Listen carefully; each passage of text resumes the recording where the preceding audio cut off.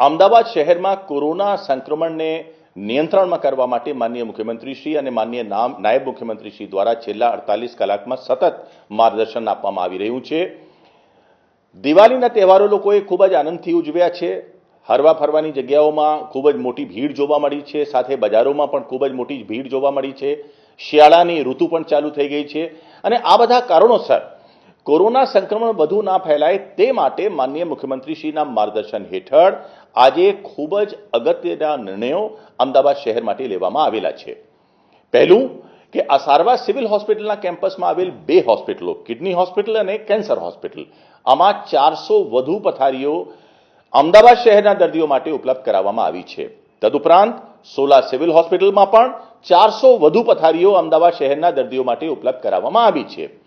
એ સિવાય અમદાવાદની નજીક ગાંધીનગર સિવિલમાં પણ અમદાવાદના એવા વિસ્તારો જે ગાંધીનગરની નજીક છે, જેવા કે હાંસોલ, સરદારનગર, ચાંદખેડા, એના દર્દીઓ માટે ઉપલબ્ધ કરાવવામાં આવી છે। એટલે કુલ મળીને લગભગ 900 જેટલી પથારીઓ સરકારી હોસ્પિટલ્સમાં અમદાવાદના કોરોના દર્દીઓ માટે ઉપલબ્ધ કરાવવામાં આવી છે।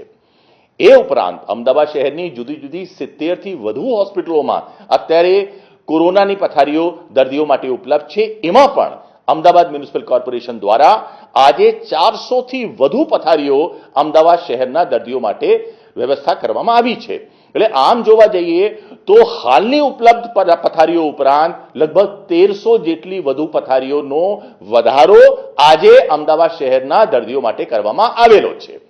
અને આમ જોવા જઈએ તો આજની તારીખે 2200 થી વધુ પથારીઓ સરકારી હોસ્પિટલોમાં અને 400 થી વધુ પથારીઓ પ્રાઇવેટ હોસ્પિટલ્સમાં ખાલી છે। એટલે 2600 થી વધુ પથારીઓ આજની તારીખે પણ અમદાવાદના દર્દીઓ માટે અમદાવાદ શહેરની સરકારી અને પ્રાઇવેટ હોસ્પિટલ્સમાં ખાલી છે। તદુપરાંત 108 એમ્બ્યુલન્સની સેવાઓમાં પણ વધારો કરવામાં આવેલો છે। આમ 20 એમ્બ્યુલન્સ કોરોનાના દર્દીઓ માટે કાર્યરત છે, એની જગ્યાએ આજની તારીખે સરકારે 20 વધુ એમ્બ્યુલન્સની વ્યવસ્થા કરી છે। એટલે કુલ મળીને 40 એમ્બ્યુલન્સ કોરોનાના દર્દીઓ માટે 108ની ઉપલબ્ધ કરાવવામાં આવી રહી છે।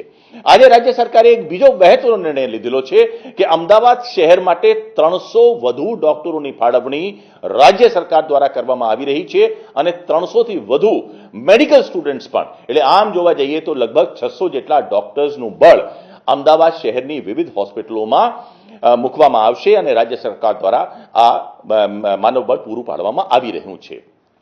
આમ જોવા જઈએ તો સંપૂર્ણ વ્યવસ્થા સાથે કોરોના સંક્રમણ વધુ ના ફેલાય તે માટે આગમચેતીના અમુક પગલાઓ પણ લેવાની ખૂબ જ જરૂરિયાત છે અને એના ભાગરૂપે અમદાવાદ શહેરમાં આવતીકાલ એટલે કે 20મી નવેમ્બરથી રાત્રે 9 વાગ્યાથી સવારે 6 વાગ્યા સુધી કર્ફ્યુ બીજી સૂચના ન થાય ત્યાં સુધી અમલમાં રહેશે।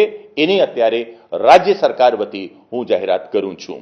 માનનીય મુખ્યમંત્રીશ્રી અને માનનીય નાયબ મુખ્યમંત્રીશ્રી સતત અધિકારીઓ સાથે મીટિંગ કરે છે, અત્યારે અમને માર્ગદર્શન પૂરું પાડે છે અને એ પ્રમાણે રાજ્ય સરકાર અને અમદાવાદ મ્યુનિસિપલ કોર્પોરેશન આવનાર કોઈ પણ પરિસ્થિતિને પહોંચી વળવા માટે ભૂતકાળથી પણ વધુ વ્યાપક વ્યવસ્થા કરવા અને શહેરીજનોની સેવા કરવા માટે કટિબદ્ધ છે। સોશિયલ ડિસ્ટન્સિંગ અને માસ્ક પહેરવાની ઝુંબેશ અને વધુ કડક અમલવારી આજથી અમદાવાદ શહેરની અંદર કરવામાં આવી રહી છે અને શહેરીજનોને ખૂબ જ નમ્રપણે વિનંતી છે કે અફવાઓથી દૂર રહે અને સાથે અમારા આ પ્રયત્નોમાં રાજ્ય સરકારને અને અમદાવાદ મ્યુનિસિપલ કોર્પોરેશનને સહયોગ આપે તે હું ખૂબ જ હાર્દિક વિનંતી કરું છું।